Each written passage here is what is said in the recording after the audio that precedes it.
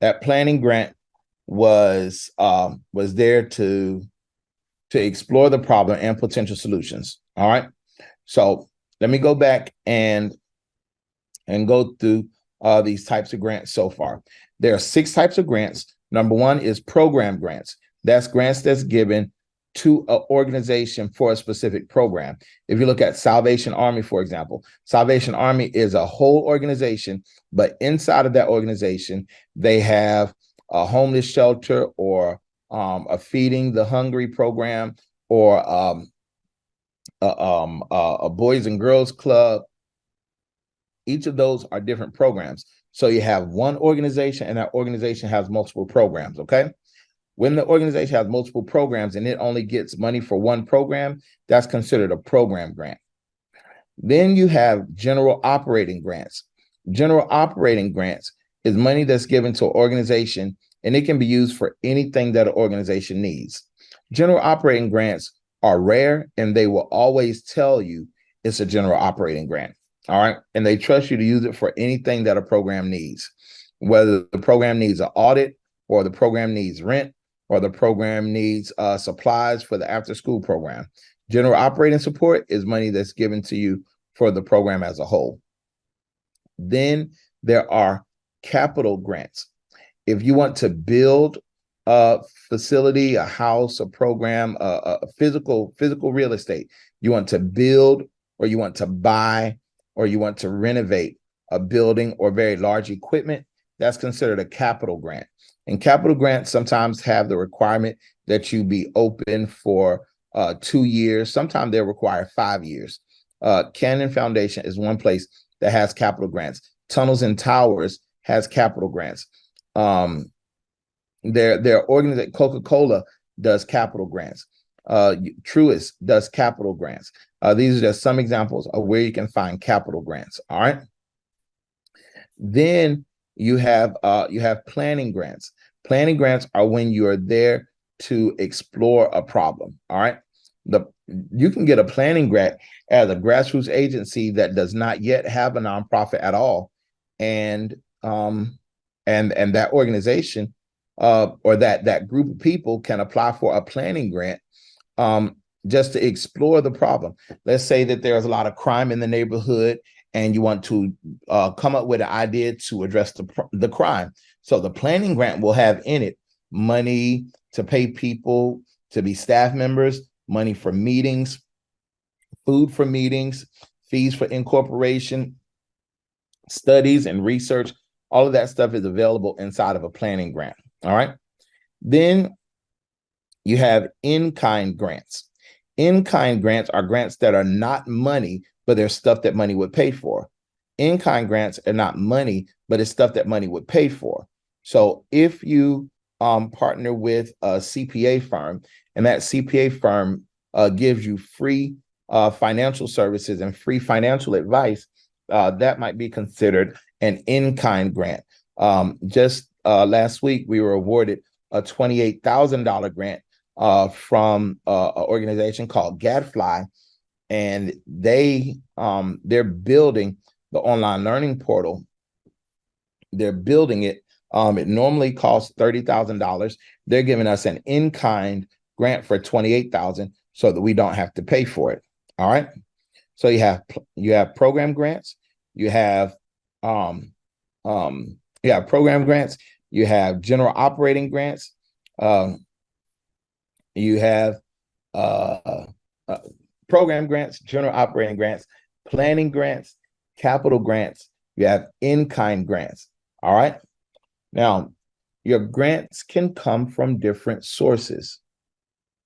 And it's important to know these different sources because it addresses how you go after the money. And tonight, when we go through this, you have to know that like different grants are available at different times of year. And it's important for you to always have this in your mind. All right. There are different sources of grants, different sources. Your grants can come from foundations. Grants can come from foundations, and foundations are actually the largest source of grants.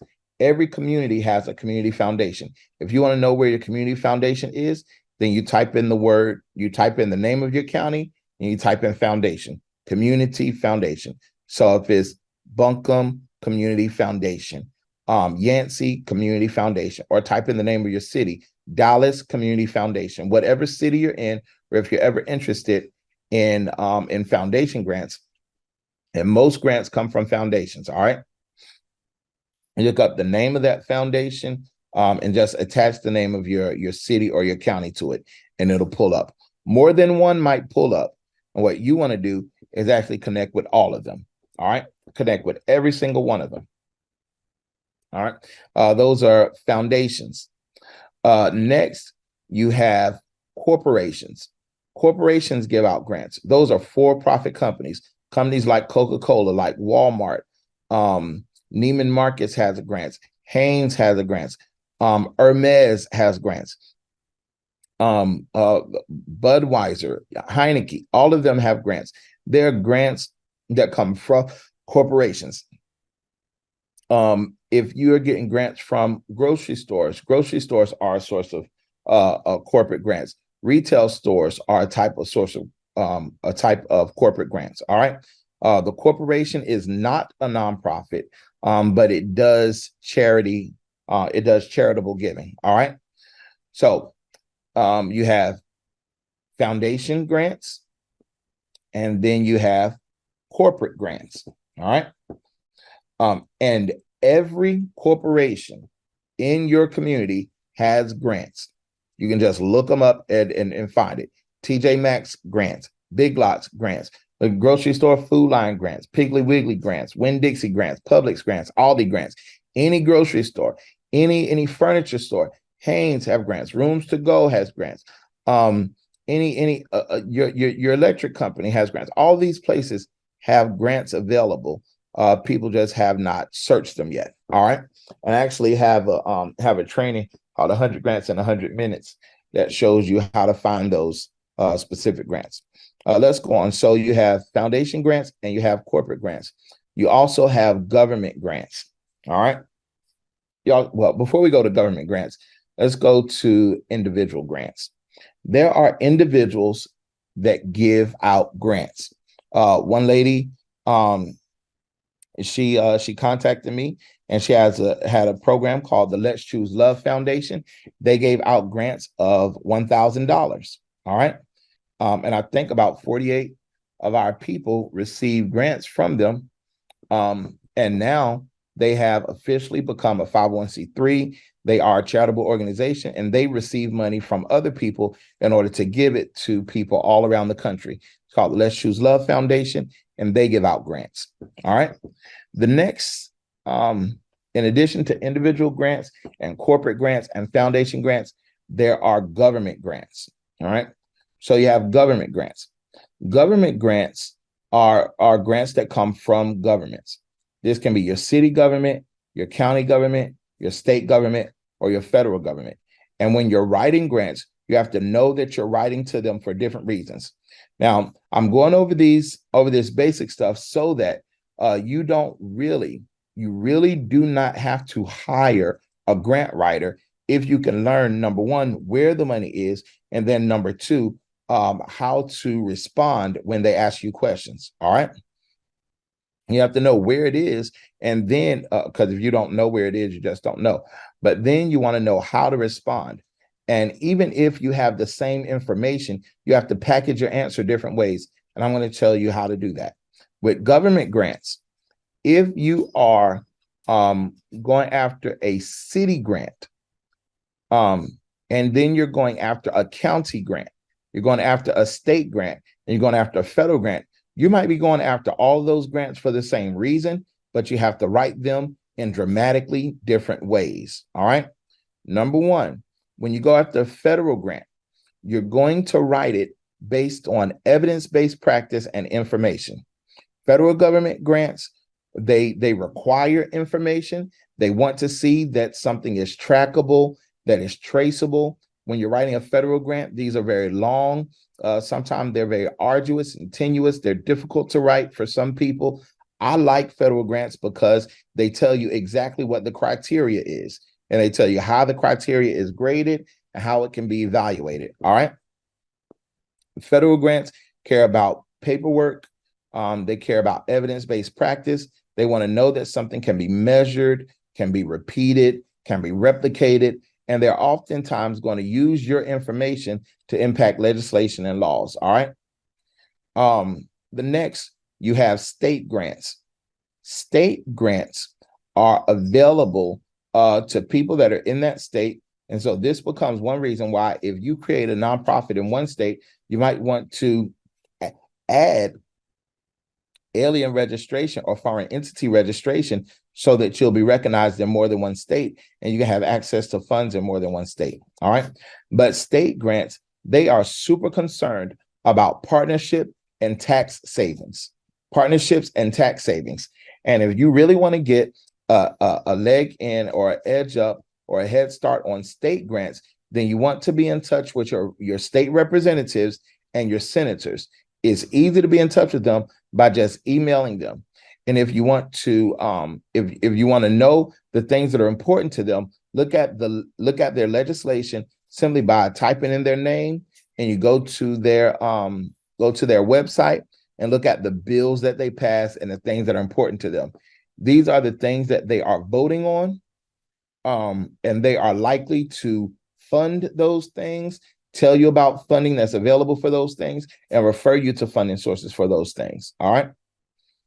So your state representative, all this is public and it's available to you for free. All right. So state grants care about tax savings and partnerships. Secretly, they also care about popularity. All right. They're not going to work with programs that are big, no-name programs. You want your program to be known. All right. And so when we go into the meat of our lesson tonight, you're going to see why each and every one of these grants is very important, but I want to give you the foundation as to what they are. All right. So federal grants deal with paperwork and evidence-based practice. State grants, they do require paperwork, but it's just not as strict as federal grants. State grants, they're interested in tax savings and partnerships. And your key to really understanding a state grant is your state representative. You can actually call them and ask to speak to them, and somebody will talk to you. The key to federal grants is asking for a copy of the grant and reaching out to that program manager, because every government grant has a program manager or a grant manager. All right. Next, you have county grants. County grants are grants that come from your county. Now, your county is concerned about local partnerships and alignment with the county's strategic plan. Again, your county grant is interested in partnerships. Those are local partnerships in the county, and alignment with the county's strategic plan. So you want to pull up the county's plan, take a look at it, and figure out of this plan, what can I lock into? What problem do they have that I can solve? What goal do they have that I can help reach? All right. Next, you have city grants. City grants, they are oftentimes limited because the money is coming from a federal pass-through, or it's coming from local taxes. And so the city grant, they are concerned about local partnerships and not duplicating services. All right. Local partnerships and not duplicating services. Now, this is the key, and I want y'all to pay close attention. When you get one grant from one level, you can take that same grant that was written and apply it to another level.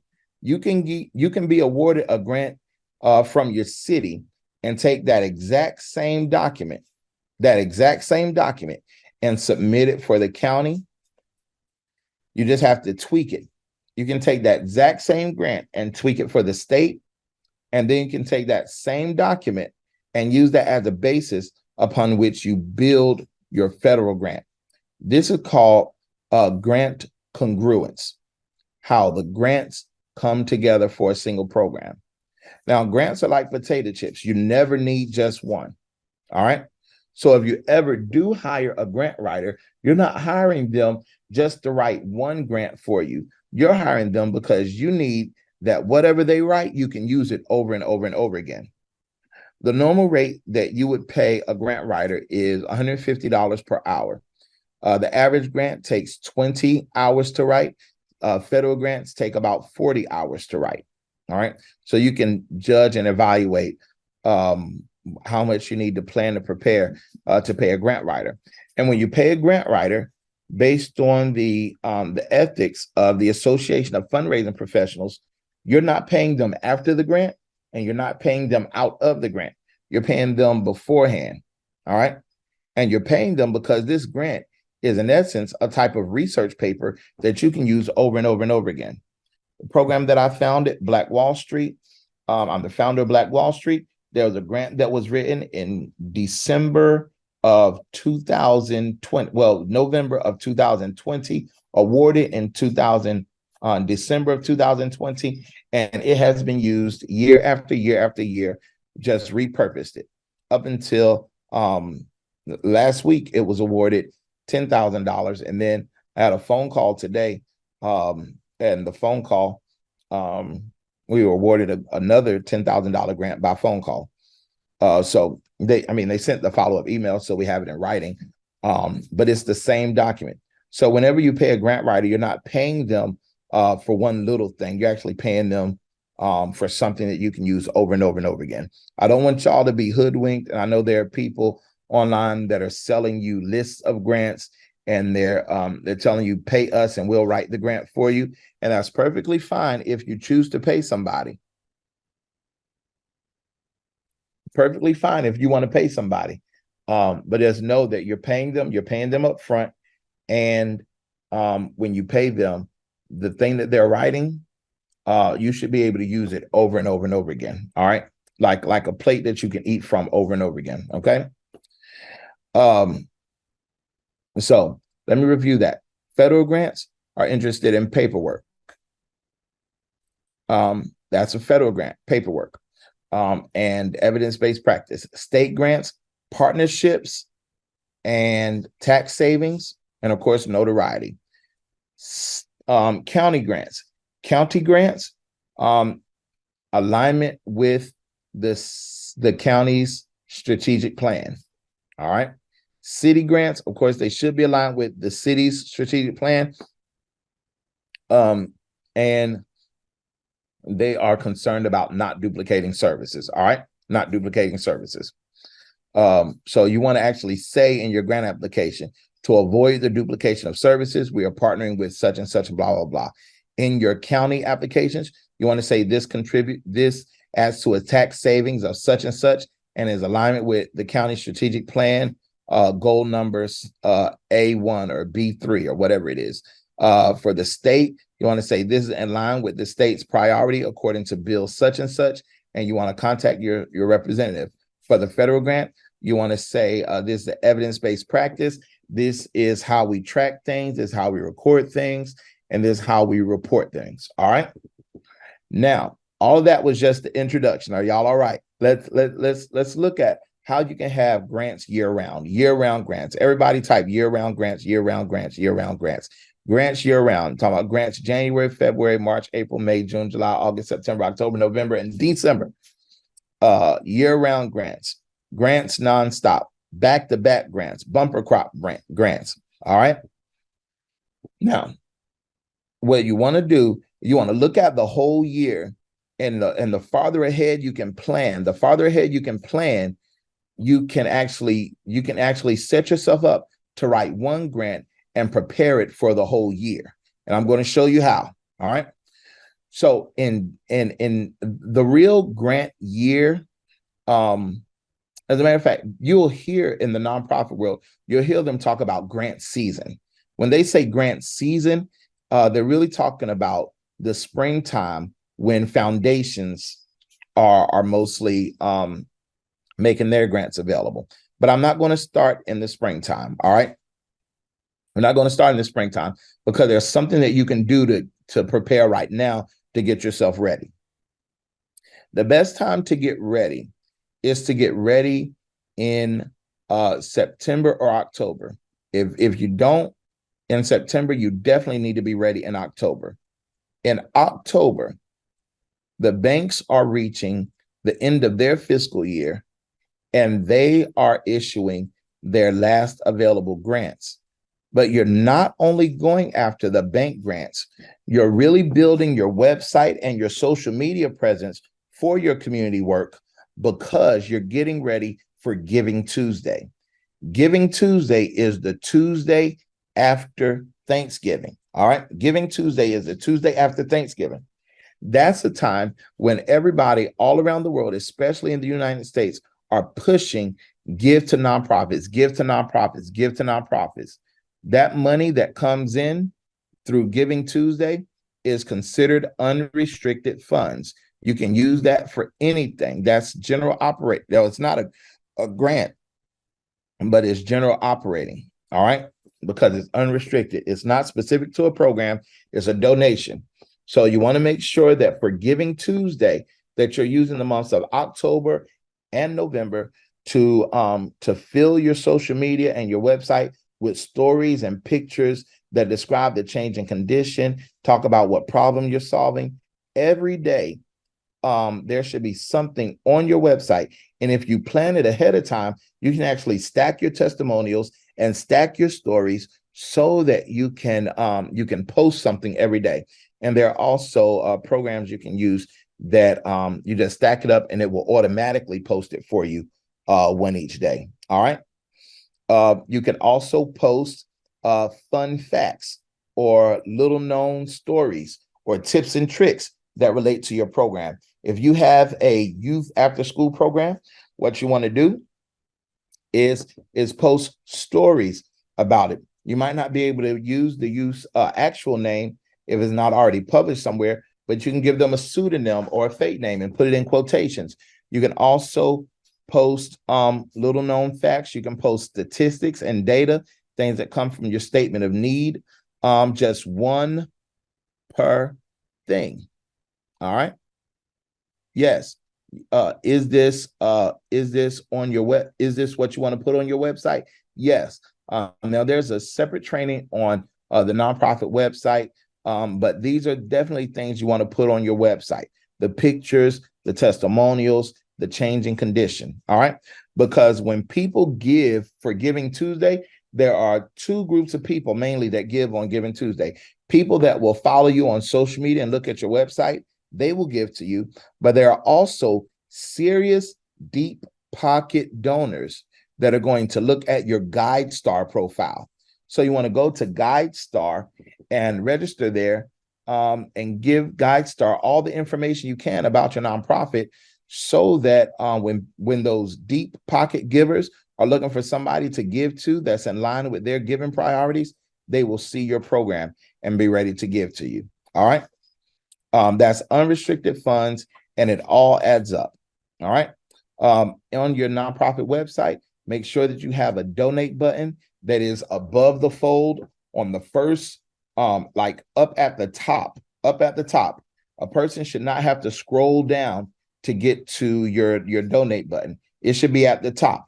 You should have your donate button, and if you have a newsletter, that you should have a newsletter thing that captures their email. All right.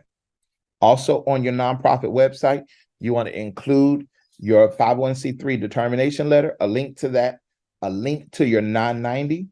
Your 990 is the tax return for a nonprofit. Those are not expensive. You can do them yourself, especially if you're a program that's under $50,000 a year. You do it yourself just by going to irs.gov. You can go ahead and click it and do the thing there. All right. And you want to have your list of board of directors.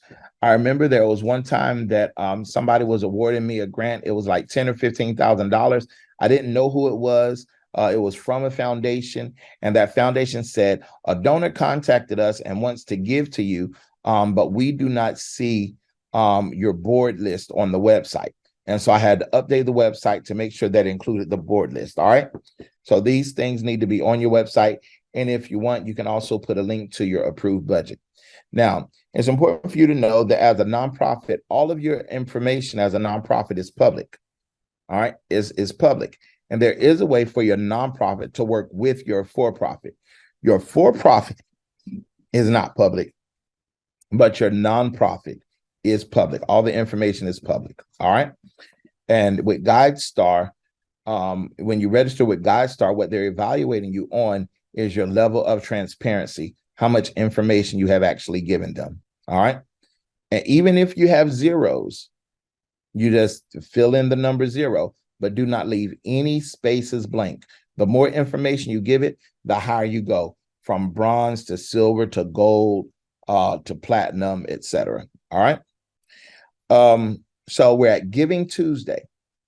When you prepare for Giving Tuesday, you're stacking up your stories. You're stacking up your data. You're stacking up all the information that goes into why you do what you do. This comes from your statement of need. You're describing the problem.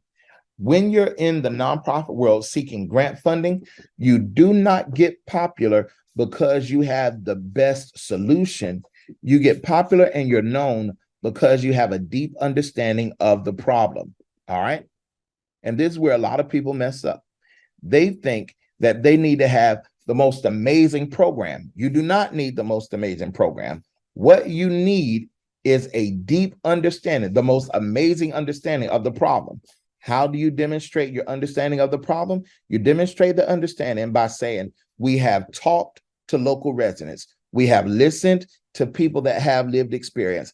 I have experienced this myself, and my lived experience went into how I designed the program.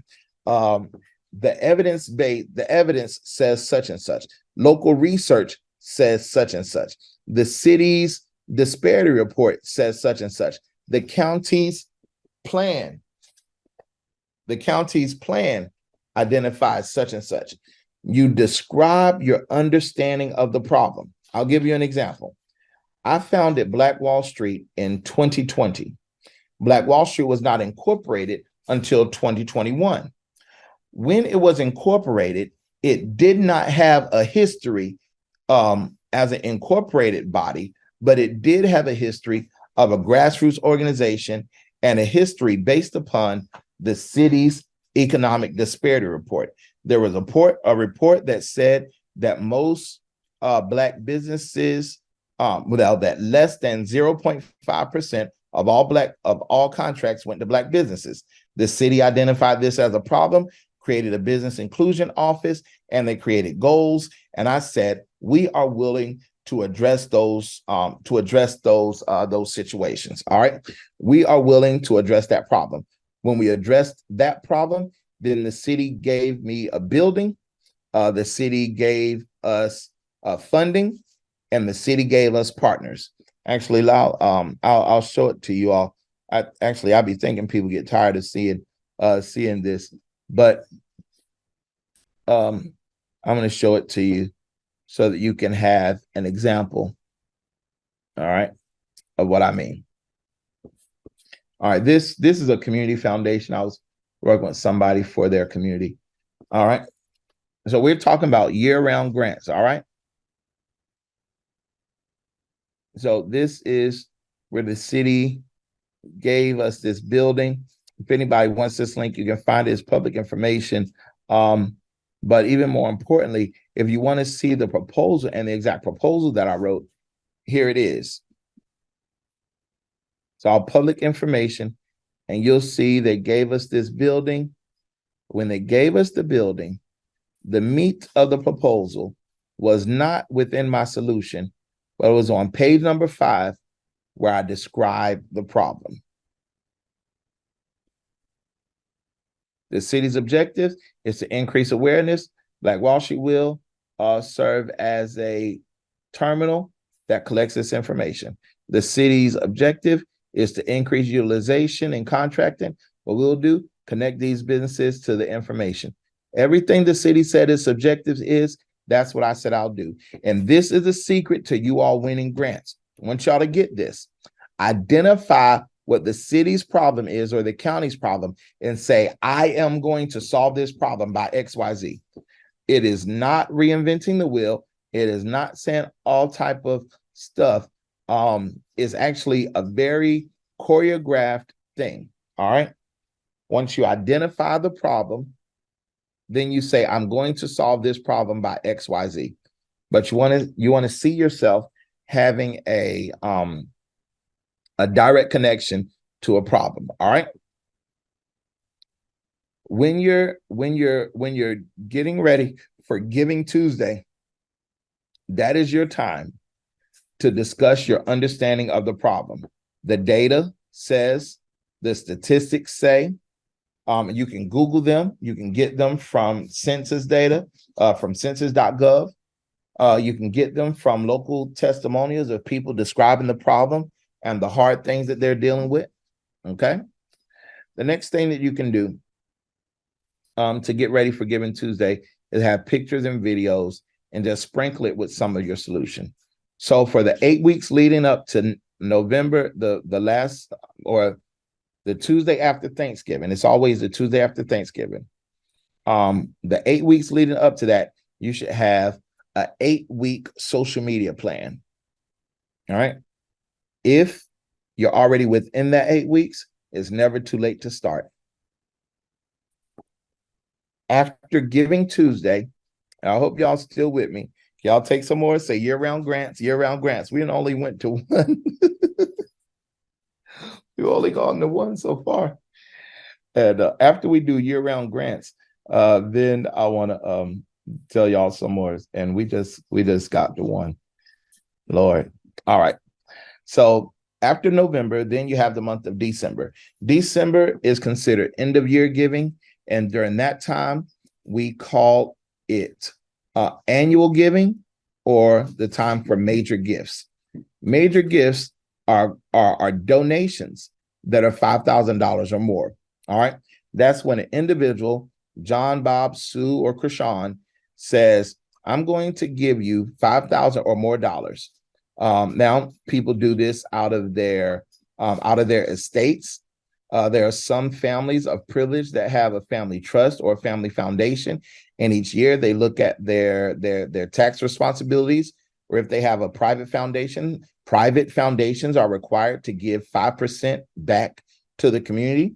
And so for whatever reason, they're giving. This is the end of the year, and they're giving. Sometimes it's for a tax break or a tax deduction. Sometimes it's because they're required to. Sometimes it's because they just feel warm and fuzzy because it's the holiday season, whether it's for Hanukkah or Kwanzaa or Christmas. Whatever reason they're doing it at the end of the year.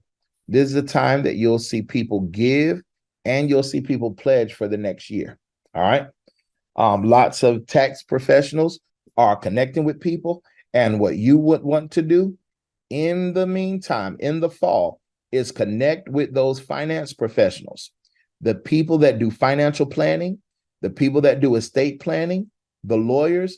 Make sure they are on your list. They might not talk to you all year round, but you better believe that come November and December, their clients are in their offices talking about their tax responsibility. And if the client did not see you already, you want the lawyer to say, well, did you see Black Wall Street? You might want to choose to give to them.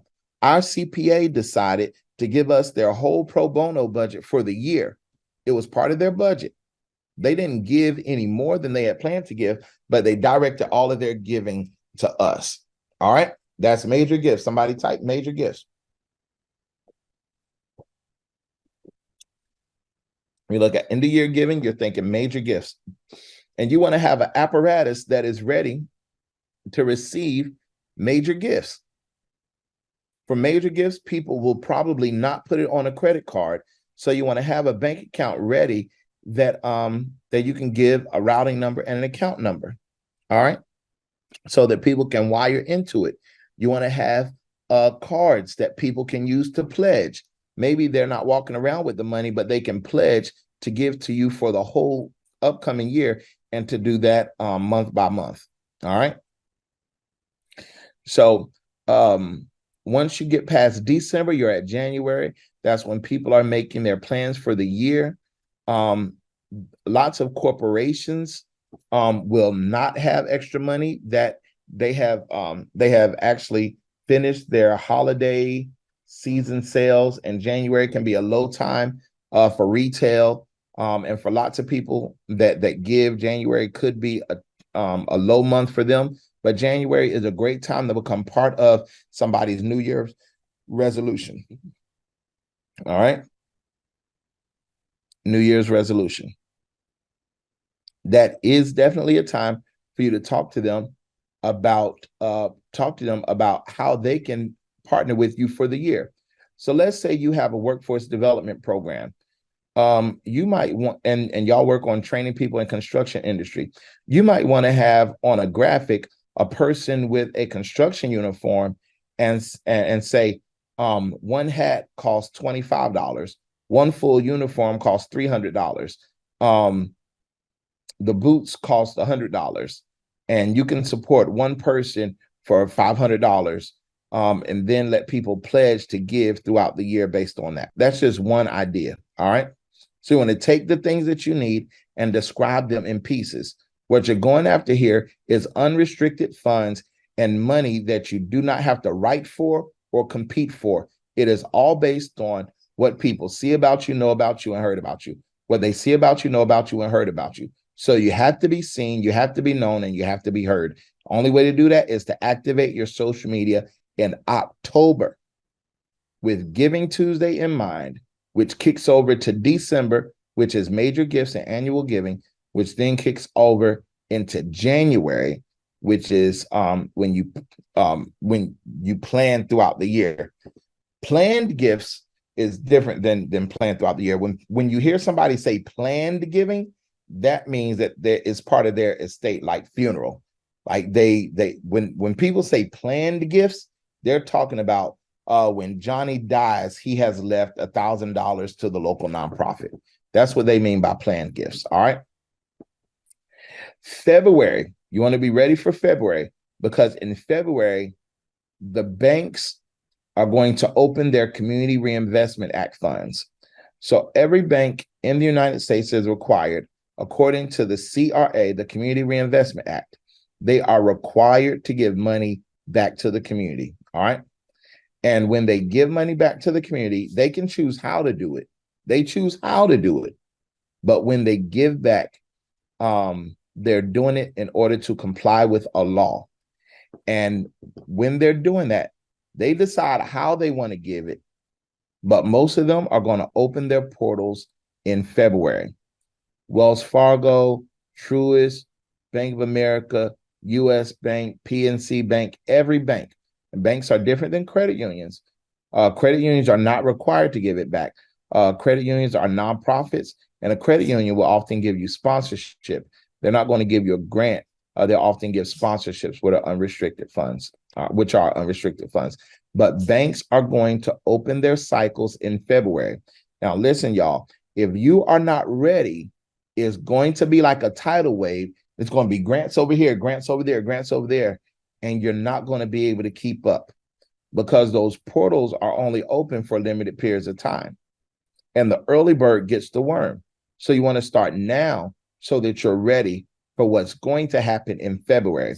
And a great strategy to do year round is to get in touch with and become partners with some bank in your area. All right. If you just don't know what to say, we have a software that shows you what to say in order to connect with those banks. All right. So February, the banks open up. There's something else that's happening in February for cities that are 100,000 or smaller. Their community development funds are also available, and those deadlines are going to be oftentimes in February. They'll announce it in December, they'll open up in January, and the deadlines will be in February. This is because they're going to have to vote on it. They're going to have to review it, then vote on it. I mean, they're going to review it, then recommend it, then vote on it, and then make it part of the next year's budget. So you want to start early, thinking about next whole year, the whole next year. All right. Now, we're in February. Those community funds deadlines are here, and the banks are opening. So the deadlines for community funds are coming. That means that door is closing. And in February, the door for banks is opening. Then you get into March. March is when most foundation grants are available. Okay, most foundation grants are available. And this is your community foundation, including private foundations, foundations. Okay. The next thing, April, you'll see their deadlines for foundations. You'll also see for federal grants, NOFO, Notice of Funding Opportunity. And you want to be ready because in May, the federal grants are becoming available. Now, there are grants available. Federal grants are available all year round, different ones at different times. But you'll see in the month of May, lots of federal grants will be open. And their deadlines will be within 45 to 60 days. In May, you want to be looking because in May and June, you'll see statewide grants available. State grants will be available. All right. After the state grants are available in June and July, then you'll have August. August is a low month, but if you are in a big city, a really big city, like a metro, like Atlanta, DC, New York, Chicago, you want to be in touch with the community development offices because they're not going to wait until December to announce their grants. They're going to do it in August. And they're going to do it in August, getting ready for the entire next year. All right. So you want to be in touch with them and be in touch with them early on. August, you'll see them available. And then you'll come to September, where banks will open their portals for their final year. I mean, their final round of giving. You will also see smaller entities that they're getting ready to do their annual shows, their annual reports, their annual events. When they start to get ready for their annual events, some of them are going to give away a grant at their annual event, and you want to be part of who they give to. So they're going to be announcing their stuff in September. All right. They're going to announce it in September. They'll have a 30 or 45-day window open, and then they'll award it. Then you get to October. October is when you'll see the round of bank grant, the final round of bank grants, utility grants, utility companies, water company, electric company, etc. And then in October, you're getting ready all over again for what day?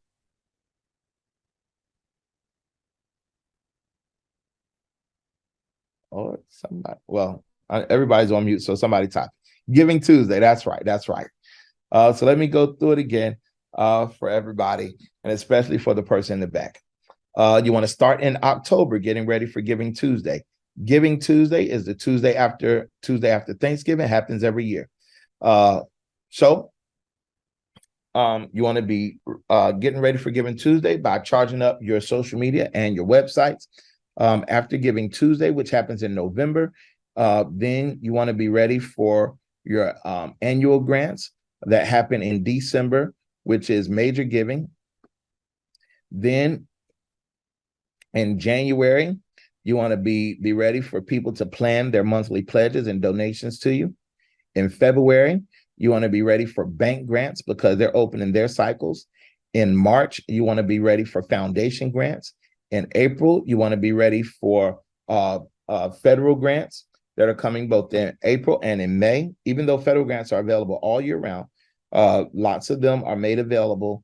Things that are open and available to the average everyday person, those I've seen most of those come open in April and in May.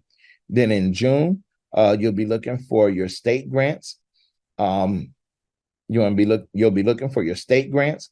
And then in July, you'll see some state grants, but What you really want to prepare for is August, because in August, those big cities will have their community grants become available. Then in September, you'll see small private foundations and organizations and other nonprofits that are getting ready to give away money. They'll be making their grants available, which takes you back to October. And in October, you want to be charging up your social media and charging up your websites so you can get ready for which day? Giving Tuesday. All right. Now I did. Oh man, I did it. I covered all the information. I covered all of the information. Now, but before we wrap up tonight, and I don't want to keep you very long. We're running out of time, and so I've got to give you just a little bit more. Can y'all take a little bit more? Say yes, please say yes. You can take a little bit more. Say yes. All right, and then I'll take just a couple of questions before we go. All right, so. There are grants available that you do not have to write for. All right. Grants available that you do not have to write for. These are called sponsorships. When you do the sponsorship strategy, what you're doing with sponsorships is you're actually naming your problem and your cause, and you're asking for money in order to help solve the problem. You're naming the problem, you're naming your cause, and you're asking for money to solve the problem. You are naming the problem, you are naming the cause, and you're asking for money to solve the problem. What is the first thing you're naming? You're naming the what? Fill in the blank. Naming the problem. That's right. Then the second thing, you are naming your cause. Exactly. And then you're asking for money to solve the problem. Now, this is all inside the software, so I'm not going to go into it in great detail right here, but I need you to know about it, because those people that are planning, and you probably already are heroes for your community, then you don't need to be doing it out of your own pocket. You want to name the problem, you want to name the cause, and you ask for money to solve the problem. All right. So you have a 2-paragraph description at the top. Your paragraph needs to start with the problem and then the cause, and then you want to say something to the effect of, help us solve this problem by doing such and such. You've seen the commercials on TV where they talk about the problem, and they have the pets that are disheveled, or they have the people from other countries and they have pictures of people really struggling. What they're doing is describing the problem. The reason that those things are on TV in that way is because there is a specific formula. There's a formula to it. I'm going to tell you that formula. You discuss the problem. You name that problem, which is the cause. You name it. You discuss it. You get real explicit with how crazy it is. And you include some type of real life example or testimonial. It might be yours. It might be somebody's. It might be something that you read in the paper, but it must be something. All right. And then you tell people, for just such and such dollars a day, or just for blah, blah, blah, you can help us eradicate polio. You can help us provide glasses for people that are blind, surgeries for people with cleft palate, food for the hungry, shelter for the homeless, tents for the people that are camping out, money for rent for women that are escaping domestic violence, whatever it is. And you want to have at least 3 categories. Your 3 categories will be some high number, whether that number is $5,000 or more. And then your middle category of giving might be something smaller, like maybe $2,000 or more. And then your lower category might be like $1,000 or maybe $500 or more. Okay. I actually have 5 categories, but when you're starting off, you might just want to start off with 3. If you want to start with 5, that's fine. 1,000, 2,000, 3,000, 4,000, 5,000. But the compelling argument is going to come because your sponsorship letter, which is the 2 paragraphs at the top, are going to, number 1, name the cause. Number 2, going to name the solution, whatever you come up with. And then number 3 is going to ask them to partner with you. All right. So when you do sponsorships, you can do sponsorships to lots of organizations. There's no limit to how many can give to you. At any given time, we are recruiting about 50 sponsors. All right. Your sponsorships can come from grocery stores like Publix, they sponsor. For Imprint sponsors, Coca-Cola sponsors, real estate companies sponsor, cities and counties do sponsorships, they sponsor. And the reason that people sponsor is because they want their logo to be affiliated with your work. They see themselves as part of the solution to the problem, and they partner with you. One of our sponsors is a hotel, and that new hotel became our sponsor. In the beginning, they gave 1,000, and then they gave 10,000, and in a few weeks, they're making us part of their grand opening, and they're encouraging other people to give to go to this nonprofit. All right, so these are just some ways that you can get sponsorship. You put your sponsorship in the form of a letter. Make sure that you have it clear how people can give.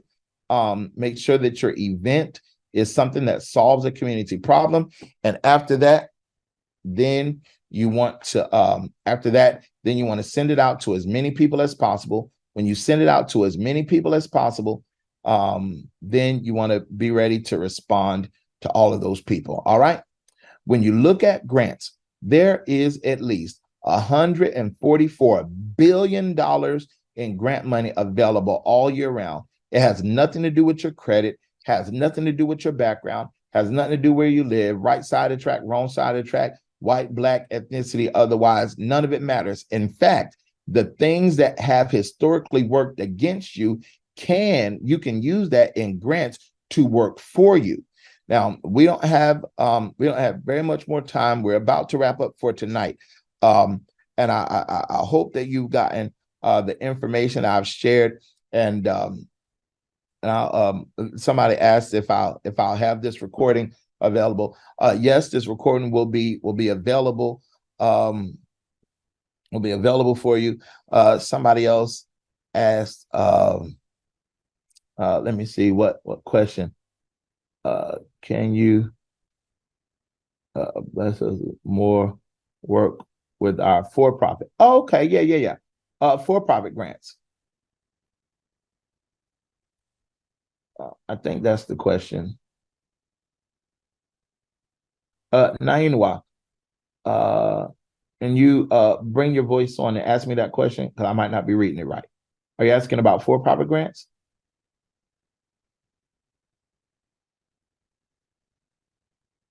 Oh, maybe he's not able.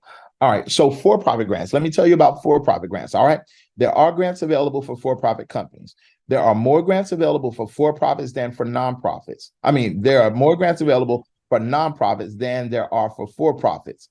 The average. Hey, Coach. Oh, sorry. Hi, Coach. Hey. Yeah, no, the question was like, because you mentioned,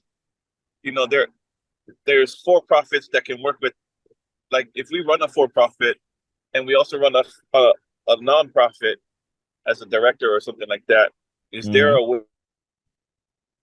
Oh, is there a way to work together? For-profit without any conflict of interest? Yes, absolutely. Matter of fact, Nainiwa, y'all, he's from Hawaii. You want to tell them the good, or are you able to tell them the good news about the progress you've made with helping other people? Oh yeah. So, well, first of all, I want to thank Coach because, his class. I mean, I've been fortunate enough to learn from him for almost a year now. But in Maui with the wildfires, they have that Maui Strong Fund, and there was $138 million raised to support the rebuilding and the help and the people of Maui. So with the knowledge that he's given me and how to structure the grants, I've helped 12 nonprofits. I've written 14 grants for of a total of 14 million. 1.9 million has been approved to help some of those. They're now going on to phase 2, where the large majority was doing housing. So it's like 6 million in one grant and 5 million in another grant. And we just got awarded another nonprofit that I was helping, which is run by my beautiful, awesome backbone wife of mine. We just got the administrative for Native American grant, which is 1.2 million over 3 years. So that's 400,000 a year for the next 3 years. So I do want to thank you very much for your information and your help. And Wow. And it's the Congratulations. first grant that we wrote fully AI. Y'all see So that that? was awesome. See that? And so this information where there are a lot of people out there that are playing games and scamming people and charging for stupid stuff. What I'm giving you all is the key. It is the secret behind the scenes. It is what to ask. And you heard him say he even used AI. But if he didn't know what to ask it or where to put the stuff, then you don't know how to do it. You get what I'm saying? And so that's 3 million, almost 4 million. I counted about 4 million, 4 point something million dollars that does not have to be paid back. It's money that's going to Yeah. serve to help the community in order to solve a problem. All right.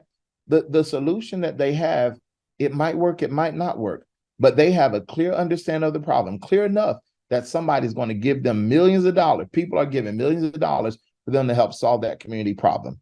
I'll tell you this, that relationship that he's made with those agencies, not only with the nonprofit agencies, but that the nonprofit agencies are making with those funding sources, that relationship is going to continue even after this. Now, the question that he had was, how do nonprofits work with for-profits without a conflict of interest and without doing anything wrong? All right. So thanks, Naina. You can go ahead and mute back while I answer the question, okay? Because other people might be wondering. Your nonprofit and your for-profit are two different entities. They're two different entities. It's like a daddy that has two babies or a mama that has two children, all right? They might have the same mama and daddy, but they are different. Different social security numbers, different bank accounts, different everything, all right? They can work together, and this is how they work together. Number one, let me tell you what not to do. There is a crime called inurement, Enurement, inurement. Inurement is when you utilize a nonprofit or public funds in order to benefit you personally, okay? You do not want to be found guilty or even suspected of inurement. It's not necessary. You don't have to do it that way. There are very appropriate ways to take care of all of the things that the nonprofit needs. And if you're going to be employed by the nonprofit might give you a company car. The nonprofit would, if you're working for it, you can get a salary from it. You can get a cell phone because you have to talk to people, a computer because you have to work with people, money for gas because you have to travel. But all of that stuff needs to be because you're using it for the nonprofit cause. All right. All right. So the way that nonprofits and for-profits work together is through partnerships. You have a document that's called an operating agreement.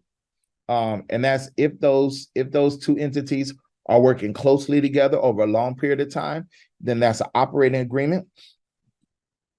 If those two entities, and especially if there's money going back and forth, all right, you want to have an operating agreement, or a partnership agreement, how these two things work. Now, I'm not giving you legal advice. I don't give legal advice, but you might want to connect with a lawyer to get an example of a partnership agreement that describes how these two things are going to partner. Okay. Another document that you want to have between your nonprofit and your for-profit is an MOU. MOU means Memorandum of Understanding.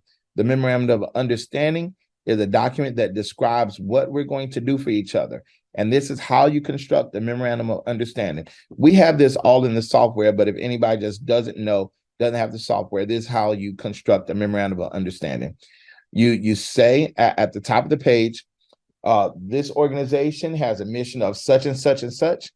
Organization B has a mission of such and such and such. These organizations desire to work together according to this Memorandum of Understanding. Okay. And then you say organization A will, then you bullet point it. Organization B will, then you bullet point it. Then at the bottom, you sign and date. We have a grant from the city in order to teach entrepreneurship inside of the school system. And the school system has agreed to do a memorandum of understanding.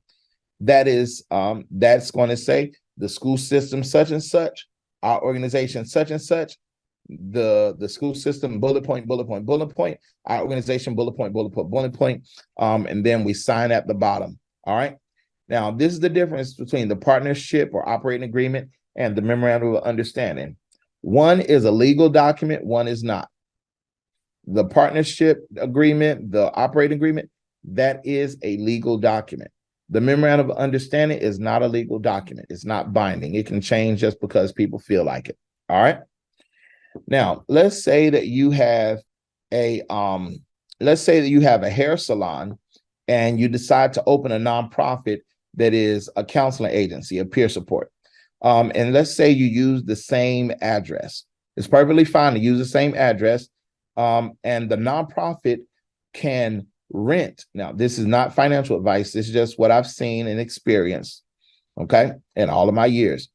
So the nonprofit can rent an office space out of that hair salon, and that hair salon can charge rent to the nonprofit.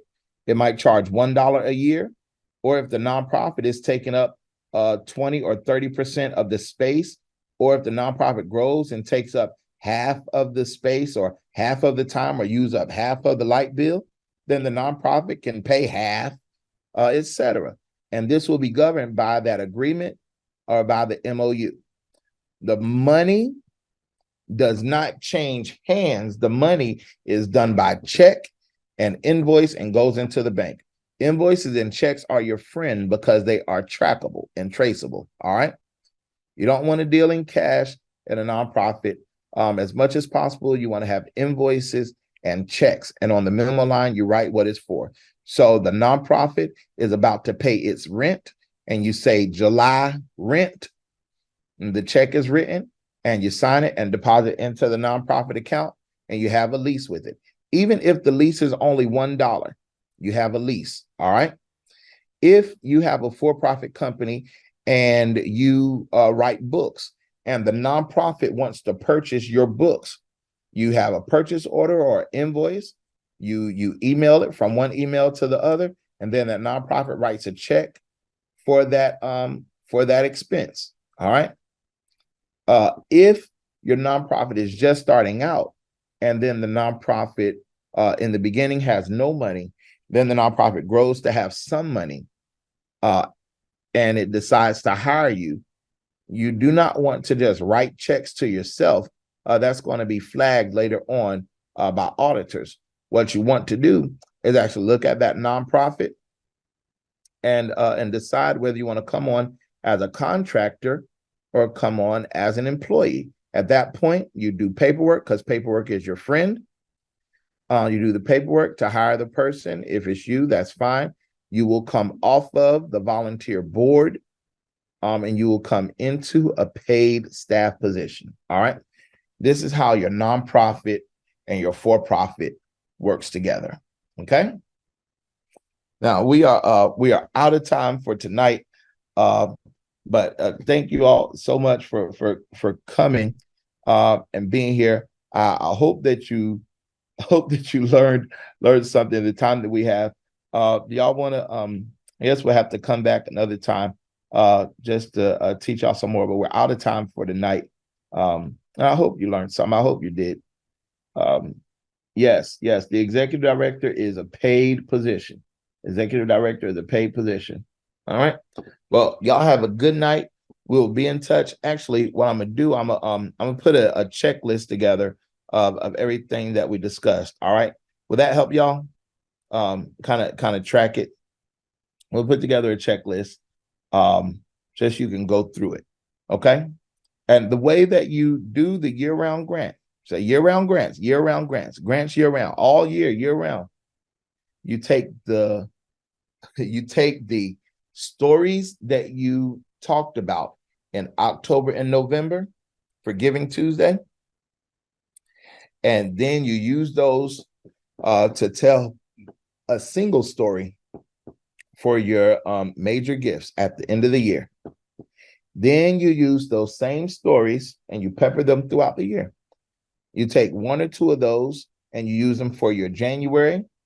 And then when you're dealing with the banks, you take a story and you use it for the banks in February. You take a story and you use it for the foundations in March. You take a story and you use it for the federal grants in April and May.